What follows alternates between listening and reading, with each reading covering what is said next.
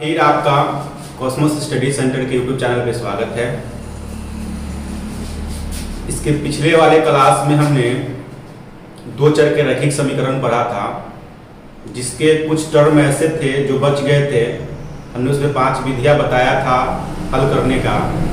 एक आलेखीय विधि होता है दो चर के रैखिक समीकरण का हल करने का, तो मैंने यहाँ पे लिख कर रखा है। यहाँ बता दें आपको कि मैट्रिक एग्जाम में 2 सिटिंग में एग्जाम होता है और दोनों सिटिंग में एक एक क्वेश्चन जो है इस जो है टर्म से आता है, नेसेसरी, न कि कोई बात नहीं है। क्योंकि हमने देखा है, आज जो है 10 साल से देख रहे हैं कि इस तरह के क्वेश्चन हर साल जो एक एक देते ही हैं। तो आप जो है इसे कुछ अच्छे से समझने की कोशिश कीजिए कि क्लियर हो, आपका 5 नंबर कहीं न जाए। आइए देखते हैं। इसके लिए हम छोटा सा क्वेश्चन लेते हैं समझाने के लिए। सबसे पहले दो चर के रैखिक समीकरण के जो है एक हम कोई क्वेश्चन लेते हैं, यानी 5x 3y इक्वल टू 50। इस तरह से हमने क्वेश्चन लिया, एकदम इजी तरीका। शायद ही कोई ऐसे बनाता होगा जो हम बता रहे हैं, क्योंकि हम जब पढ़ते थे तो उस टाइम जो है लोग बहुत सारे इस तरह बोलते थे कि 2 वैल्यू लेना आवश्यक होता है, 3 वैल्यू लेना आवश्यक होता है, और उस तरह से ये क्वेश्चन बनता था। लेकिन हम जो है कुछ अलग तरह से, बहुत लोगों का हमने देखा है कॉपी किस तरह से बनाते हैं, नहीं बनाते हैं, लेकिन हम थोड़ा सा अलग बनाते हैं। देखिए कैसे। सबसे पहले आप x y का जो है ये बॉक्स ले लीजिएगा, 2 ही, ज्यादा नहीं, 2 से ही हम क्लियर ग्राफ बनाएंगे। इसमें करना क्या है, ये सॉल्यूशन यहां से आपका है। आपको एक बार x का टर्म जो है 0, x का मान एक बार 0 लेना है और एक बार y का मान 0 लेना है, ठीक है। और इस तरह से जो है बाकी इसमें x, जब x का मान 0 लिए तो y का मान ज्ञात कर लेंगे, y का मान 0 लिए तो x का मान यहाँ पे हम ज्ञात कर लेते हैं। जिस तरह से कैसे, तो देखिए सबसे पहले जो है ये समीकरण को हम लिख देते हैं नीचे, जिस समीकरण से हमको मान निकालना है।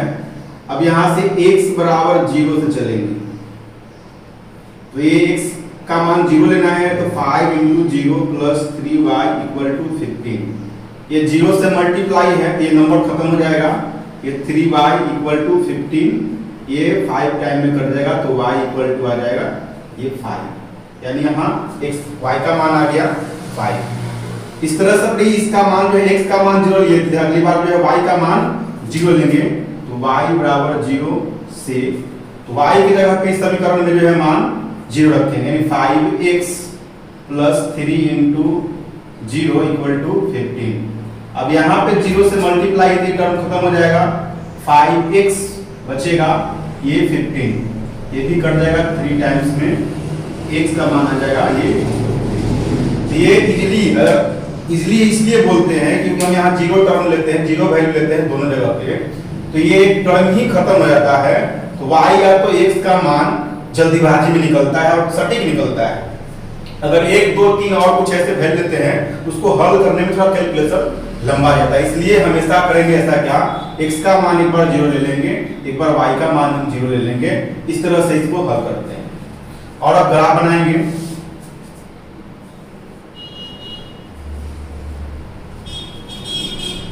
आपको ये x एक्सिस है, ये y एक्सिस है, ये x डैश हुआ, ये y डैश हुआ। इस पे मान जो है 1 2 3 4 5, -1 -2 -3 -4 -5। ये जो है x एक्सिस होता है, जिसपे ये 0 पॉइंट होता है, जहां पे y का भी टर्म 0 और x का भी टर्म जो है 0, जिसको हम लोग बोलते हैं मूल बिंदु, या अंग्रेजी में ओरिजिन बोलते हैं।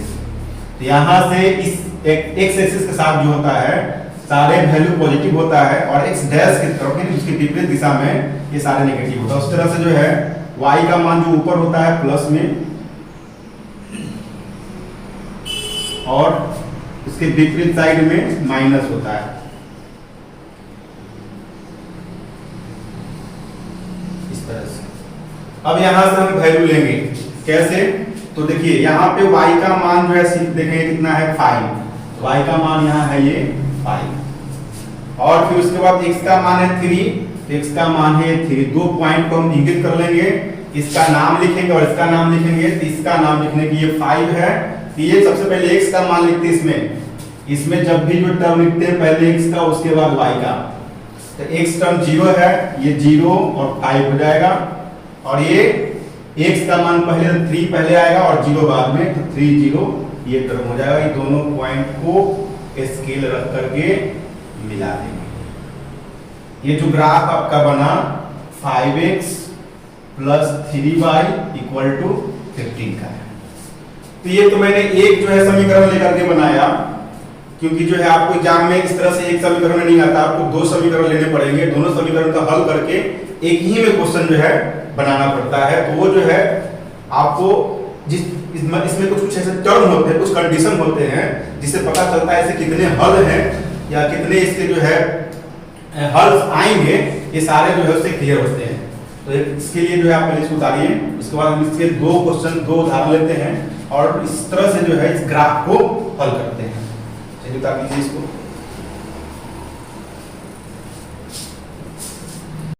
आलेख विधि से हल ज्ञात करना है। आपको दो समीकरण सामने दिए हुए हैं बोर्ड पे, ये दोनों समीकरण को हल करके जिस तरह से जो है हल होता है, हल करके इसका जो है ग्राफ बनाते हुए करना है। तो कैसे होगा उसको देखते हैं। सबसे पहले ये दोनों समीकरण को मान लेंगे, ये समीकरण फर्स्ट है, ये समीकरण आपका सेकेंड है। सॉल्यूशन में आपको जितने सारे लिखे वो लिखना जरूरी, क्योंकि ये 5 नंबर का क्वेश्चन है। सबसे पहले समीकरण फर्स्ट से, समीकरण फर्स्ट से क्या इसमें है, तो x plus 3y equal to 6, वही काम मैंने बताया था पहले। ये जो है एक बॉक्स बनाएंगे x y का, और इसमें दो ही बॉक्स लेंगे, एक बार x के मान को 0, एक बार y के मान को 0। बाकी इसके लिए y का मान क्या होगा, इसके लिए x का मान क्या होगा, वो निकाल लेंगे इस समीकरण से।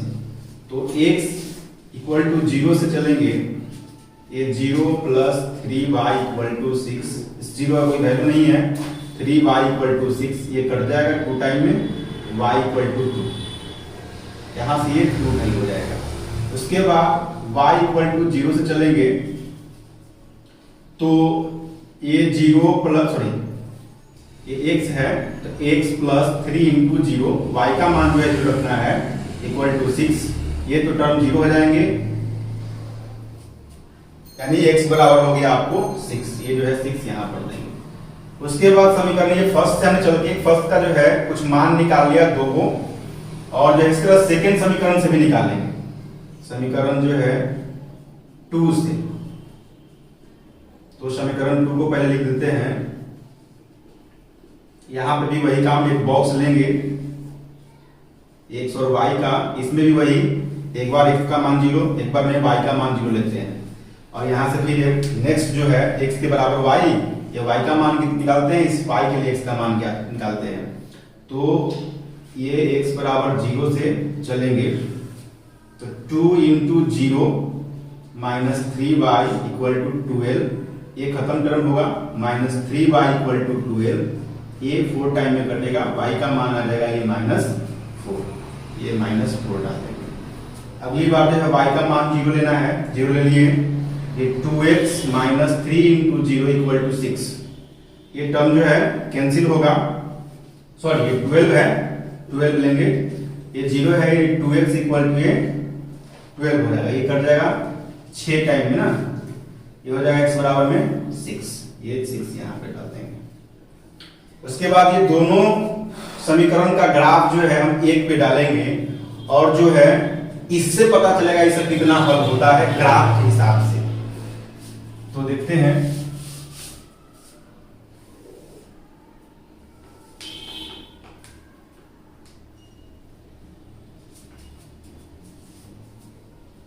ये x y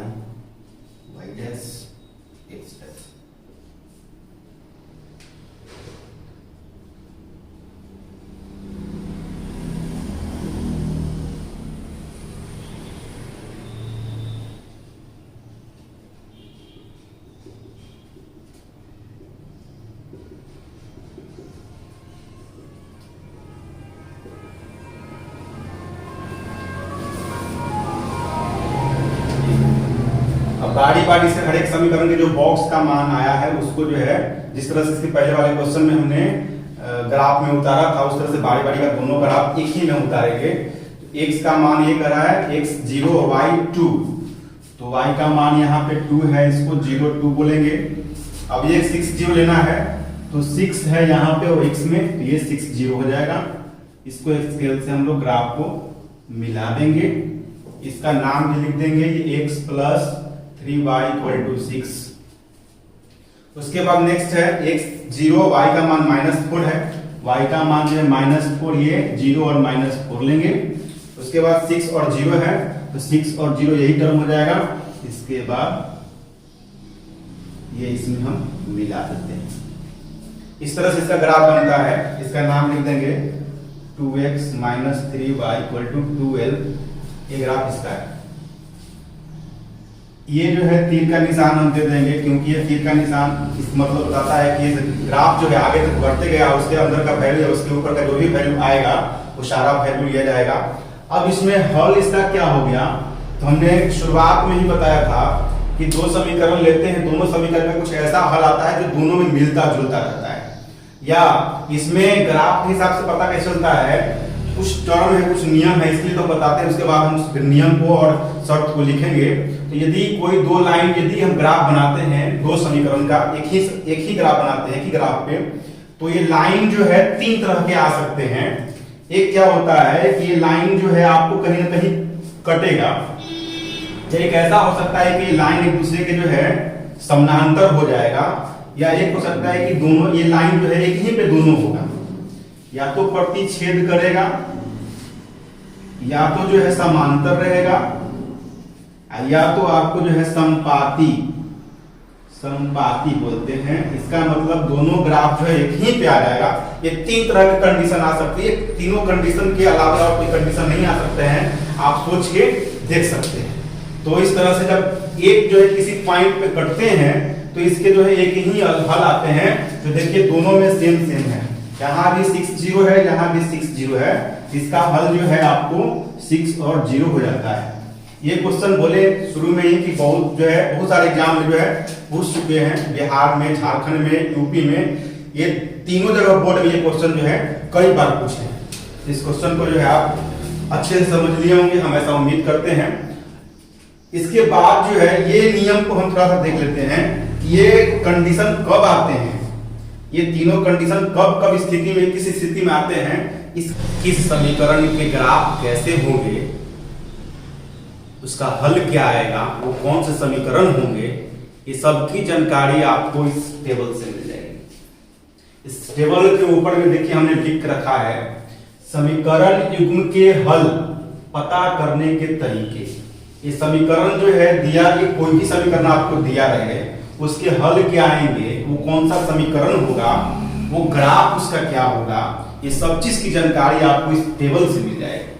एक और बात आपको बता दें, इस टेबल से हर साल एग्जाम में 3 से 4 ऑब्जेक्टिव पूछते हैं, क्योंकि ऑब्जेक्टिव का तो आपको मालूम है क्वांटिटी 60 हो गया है, 60 क्वेश्चन एग्जाम में आते हैं और बनाने रहते हैं 50 क्वेश्चन, जिसमें से 3 से 4 क्वेश्चन आपको इस केवल टेबल से रहेगा। वो भी कैसे क्वेश्चन पूछेगा, तो आपको यहां से शर्त बता देगा और जो है युग्म पूछ देगा, कौन सा युग्म है, या समीकरण पूछ देगा, या ग्राफ पूछ देगा। हो सकता है प्रतिच्छेदी ग्राफ के शर्त क्या है ये भी पूछ सकता है आपको। अनगिनत हल वाले समीकरण का जो है शर्त क्या है ये भी पूछ सकता है। आपको संपाती जो है ग्राफ वाले जो है युग्म कौन से होते हैं ये भी पूछ सकता है।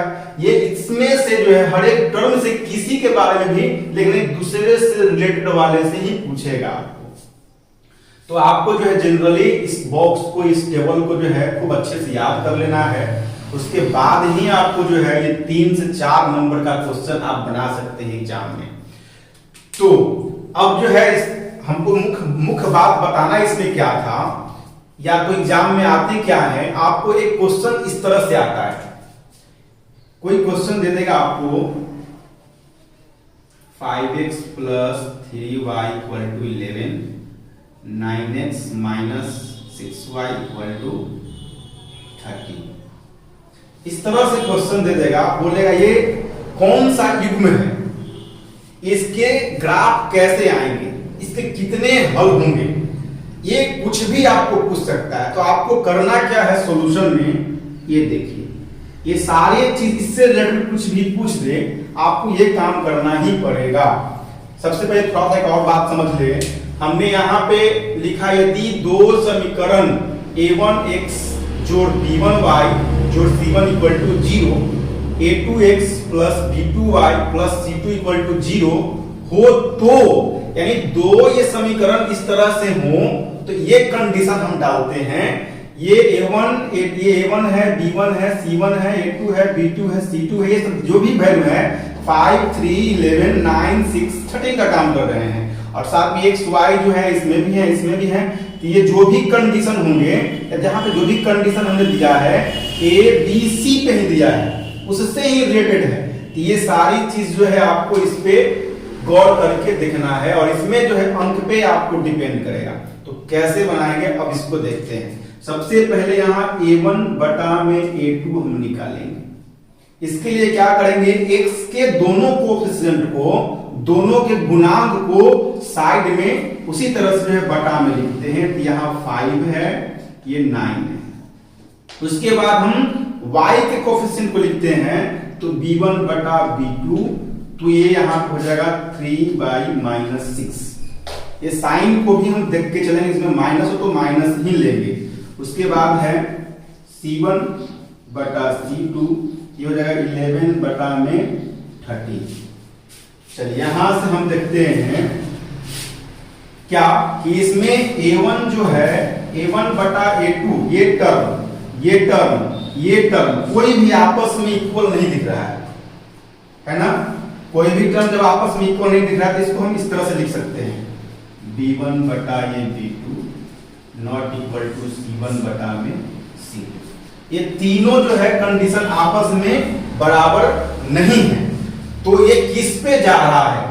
तो यहाँ पे देखिए, इसमें कंडीशन, पहला कंडीशन बताया है कि a1 बटा a2 not equal to b1 बटा b2, तो ये पहला मैच कर रहा है। लेकिन ये चीज यहाँ पे नहीं दिया है। तो जब नहीं दिया है तो आप ऐसा ध्यान में रखिएगा कि बराबर रहेगा या तो नहीं रहेगा, दोनों कंडीशन इसमें आ जाएगा। नीचे वाला देखिए तीनों के साथ संबंध दिया है, यहाँ इक्वल है। जब पहला वाला इक्वल रहेगा तब जाके हम असंगत बोलेंगे, विरोधी बोलेंगे, कोई हल नहीं होगा और समानांतर इसका ग्राफ आएगा इस तरह से। लेकिन जब ये तीनों नॉट बराबर हो जाए या ये नॉट बराबर हो ये इक्वल हो जाए, तो ये पहला कंडीशन है, क्योंकि यहाँ पे c1 c2 का जो मान नहीं दिया है, इसलिए जो है इसका हल क्या आएगा, इसका इस समीकरण युग्म इसका होगा आपको संगत। समीकरण का नाम क्या होगा, अविरोधी। और हल इसके कितने आएंगे, एक हल आएंगे जिसको अद्वितीय हल बोलते हैं। उसके बाद ग्राफ इसके क्या आएंगे, ग्राफ इसके प्रतिच्छेदी आएंगे। यानी एक क्वेश्चन में इतने सारे जो है आंसर बनते हैं। ये क्वेश्चन देने के बाद ये कोई भी आपको पूछ सकता है ऑब्जेक्टिव में, ये समीकरण दे देगा इस तरह से, इस समीकरण के हल क्या होंगे, ये कौन सा युग्म है, ये समीकरण का जो है ग्राफ क्या होगा, ये सारी चीज जो है आपको यहाँ से पूछ सकता है। ये पूछने का तरीका ये होता है। ऐसे इससे क्वेश्चन जो है 2 नंबर का भी कभी कभी एग्जाम में देता है हल करने के लिए, कि इस तरह से आप जांच करके दिखाइए किस समीकरण, कौन सा समीकरण संगत है और कौन सा समीकरण जो है असंगत है। तो आपको इस तरह से ये जो है टेबल सबसे पहले याद करना पड़ेगा, उसके बाद आप क्लियरली जो इस तरह से। एक और उदाहरण देखते हैं, मैंने यहाँ लिख रखा है अनुपातों a1 बटा a2, b1 बटा b2, c1 बटा c2 की तुलना कर ज्ञात करे कि रैखिक समीकरण की युग्म संगत है या असंगत। यहाँ पे देखिए समीकरण दिया हुआ है, साइड में लिखा हुआ BSCB 2014, यानी बिहार बोर्ड के 2014 में ये क्वेश्चन आपको पूछे थे। ये आपको 3 मार्क्स में, क्योंकि पहले क्वेश्चन आपको 3 मार्क्स के भी आते थे और 5 मार्क्स के भी। अभी तो क्वेश्चन 2 मार्क्स और 5 मार्क्स के ही किए हुए थे इस तरह। तो कैसे बनाएंगे इसको, यहां से हम इसका सॉल्यूशन करते हैं। जिस तरह सभी जो भी प्रश्न बनाए और ये बॉक्स को मैंने, टेबल को मैंने यहाँ पे खाली छोड़ दिया, नहीं मिटाया, इसलिए क्योंकि इस टेबल का इसमें उपयोग है। इस तरह का क्वेश्चन इस टेबल का उपयोग होगा ही होगा। तो इस टेबल को जो है आप कंप्लीटली जो है याद कर लीजिएगा। चलिए तो इसको बनाते हैं। पहले समीकरण को उतार लेते हैं।